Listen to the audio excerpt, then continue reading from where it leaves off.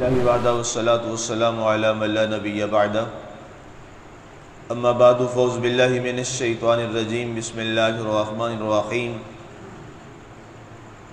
فهو في عيشة راضية في جنة عالية قطوفها دانية كلوا واشربوا هنيئا بما اسلفتم في الأيام الخالية۔ سو اس کی سکونت اور معاش مسرتوں اور خوشیوں میں ڈوبا ہوگا، اونچے اور بلند باغوں میں جس کے خوشے جھکے ہوئے قریب ہوں گے۔ خوب دل کھول کر کھاؤ اور پیو، یہ صلہ ہے اس کا جو تم نے گزشتہ ایام میں آگے بھیجا۔ سامعین، آج ہماری سورہ الحاقہ کی آیہ مبارکہ نمبر 24 تک کی تلاوت و ترجمہ کا شرف نصیب ہوا۔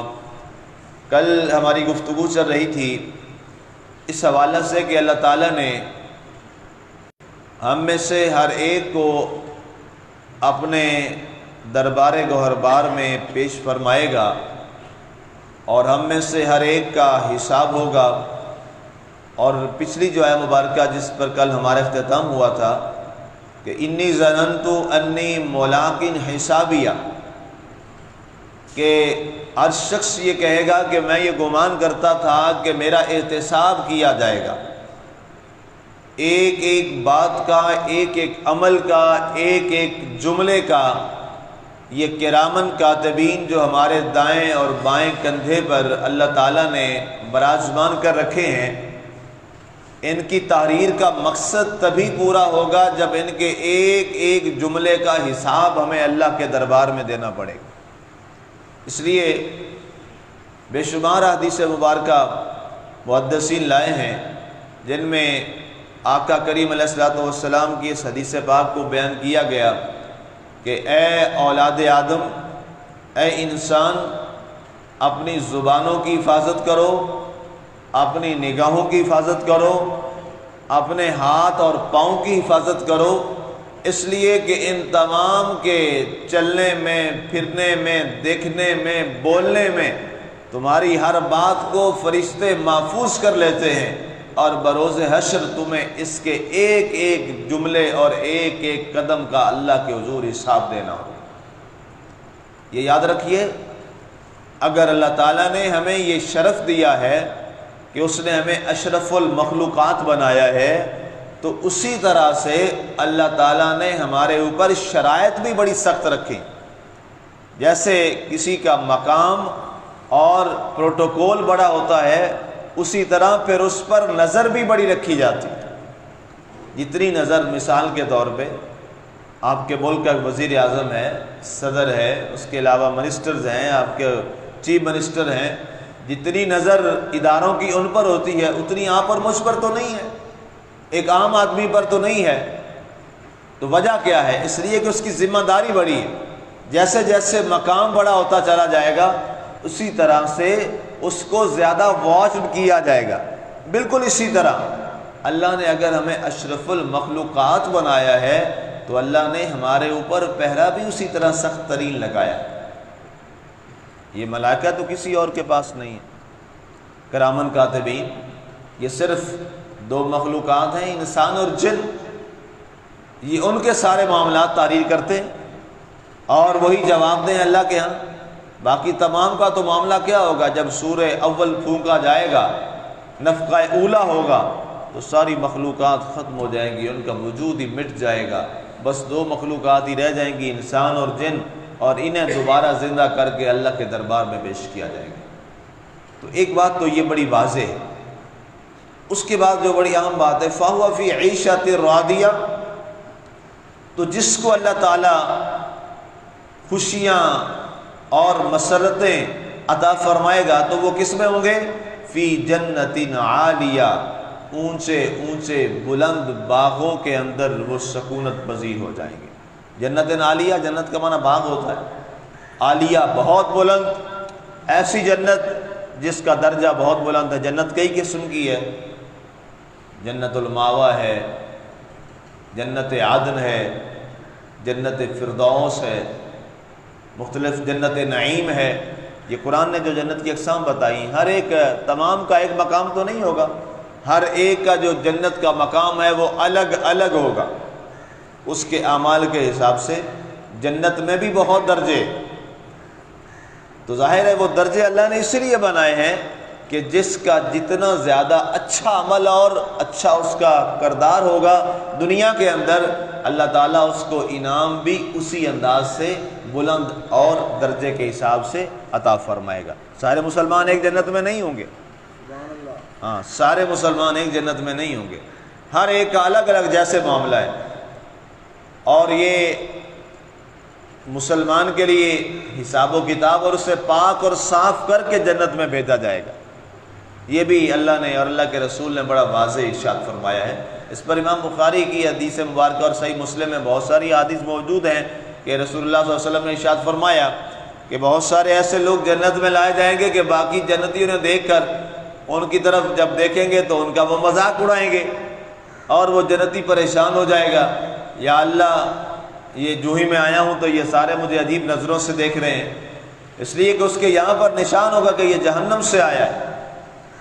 پھر وہ اللہ کے دربار میں عرض کرے گا، یا اللہ مجھ سے یہ نشان مٹا دے تاکہ میں ان کے درمیان مل جاؤں اور میں الگ نہ پہچانا جاؤں کہ یہ مسلمان جہنم سے یہاں آیا ہے جنت میں۔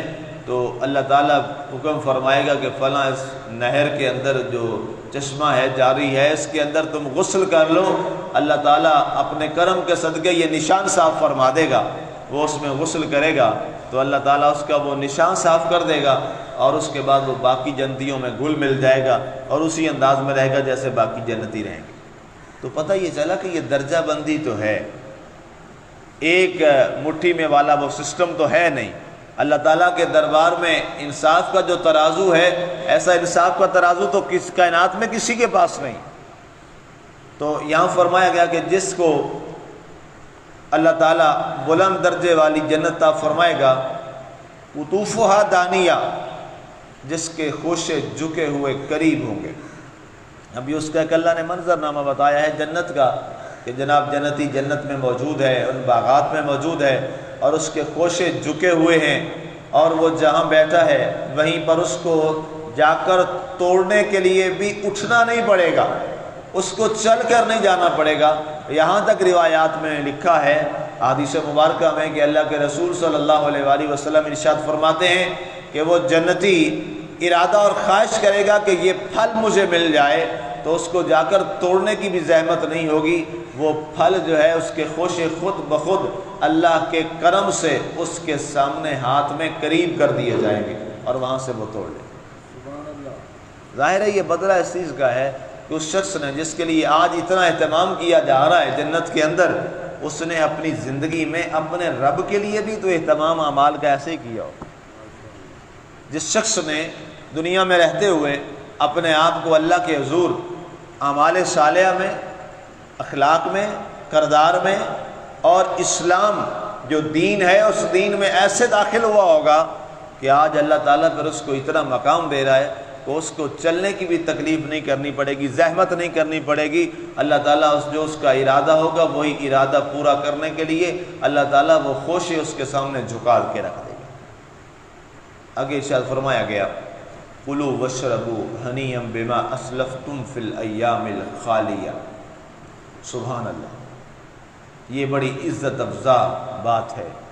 اللہ فرمائے گا خوب دل کھول کر کھاؤ اور پیو، اہل جنت سے فرمائے گا، اے میرے اہل جنت، اے میری محبت میں دنیا کی زندگی اور دنیا کی لذتوں کو چھوڑنے والے، اے میری رضا کے لیے برائیوں سے کنارہ کشی کرنے والے، اور دنیا میں دکھ اور سکھ برداشت کر کے بھی تو نے میری محبت کا دامن اپنے ہاتھ سے نہیں جانے دیا، آج تیری ساری خواہشات میں پوری کر دوں۔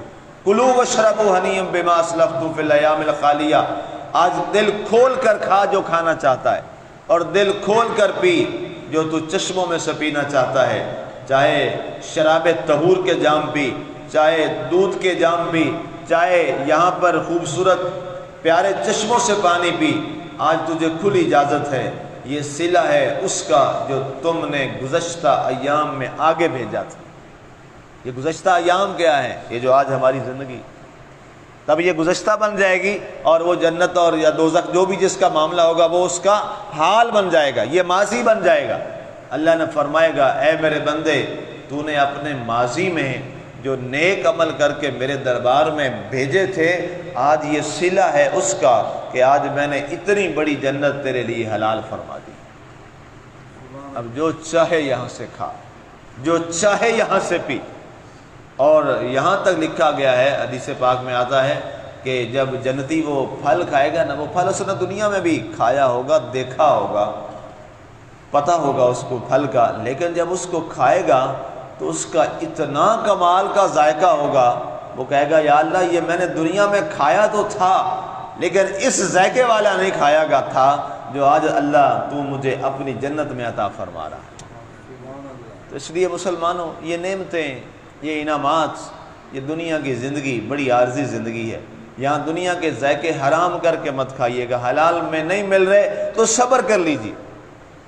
حضرت عمر رضی اللہ تعالیٰ عنہ کو رسول اللہ نے یہی تسلی دی تھی جب انہوں نے بڑی بڑی بلڈنگوں کو اور محلات کو دیکھا کیسر و کسریٰ کے، تو دربار رسالت میں عرض کیا یا رسول اللہ صلی اللہ علیہ وآلہ وسلم، یہ لوگ اللہ کو مانتے نہیں ہیں، ہم اللہ کو مانتے ہیں، یہ اسلام کو نہیں مانتے، ہم اسلام کو ماننے والے ہیں۔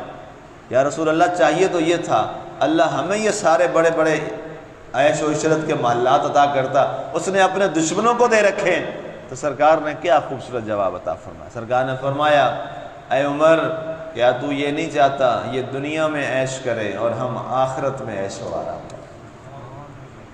کتنا تسلی دینے والا سرکار کا، میرے نبی کا فرمان صلی اللہ علیہ وآلہ وسلم۔ تو دنیا اوکھی سوکھی جیسی بھی ہو گزر جائے گی، اور گزر جاتی ہے، دن رکتے نہیں ہیں۔ کل کا دن تھا گزر گیا نا جی، آج کا دن چڑھا ہے گزر جائے گا، اوکھا ہے یا سوکھا ہے گزر جائے گا، گزر جاتا ہے، لیکن وہ والے دن نہیں گزریں گے، وہ نہ ختم ہونے والی دنیا ہے۔ یہ تو بہت تھوڑی سی ہے، عارضی سی دنیا ہے، گزر جائے گی۔ اس لیے اس کے مشکل و آسان دنوں کا خیال کرتے ہوئے کبھی حرام کی طرف مت جائیے گا، کبھی ناجائز کی طرف مت جائیے گا۔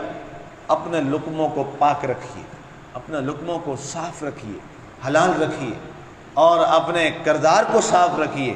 یہ چند روزہ زندگی ہے، بہت تھوڑی زندگی ہے، یہ گزر جائے گی، لیکن اس کے بدلے میں جو قرآن فرما رہا ہے نا کلوا واشربوا ہنیئا بما اسلفتم فی الایام الخالیہ، یہ انعام بڑا عظیم، اور وہاں جو اللہ انعام عطا فرمائے گا وہ نہ ختم ہونے والا ہے۔